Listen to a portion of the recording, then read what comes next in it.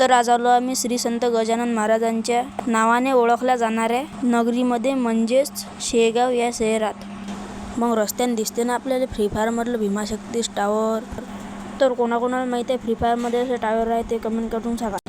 तर आज झाला ना मग आमच्या गँगचा अचानक भयानक शेगावला जायचा विचार. मग जसा विचार झाला तसा आलो ना मग आम्ही सरकती रेल्वे स्टेशनवर. मग काय बसलो आम्ही रेल्वेत. तर आज शुक्रवार असल्यामुळे काही रेल्वेत पण गर्दी नव्हती.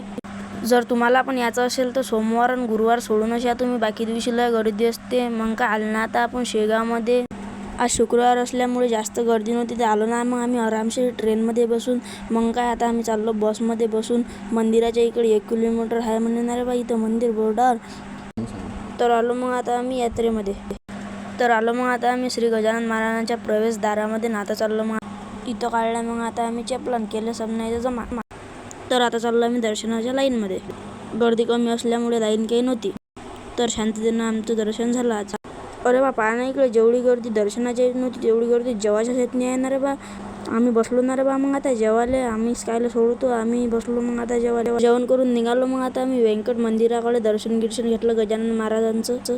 इथं बा मग काही सूचना आहे आमच्या पोट्टन आल्यावर दिले ना रे बा अंग टाकून. तर ऑटो करून आता आलो आम्ही रेल्वे स्टेशनवर पोचलो. आम्ही पोचल्याबरोबर रेल्वे हजरही झाली ना रे बा. पायऱ्या तर सर म्हणून येऊ राहील ती.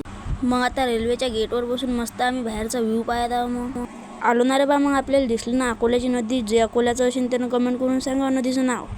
तर आता येऊन पोचलो मग आम्ही मूर्त्यापूर रेल्वे स्टेशनवर. मग आता चाललो आम्ही पार्किंगवर गाडी लावली ते घ्यायला. मग काय आलो याच्यापाशी पावती दिली, पैसे भरून निघालो. मग आता आम्ही घरी जाण्याकरिता.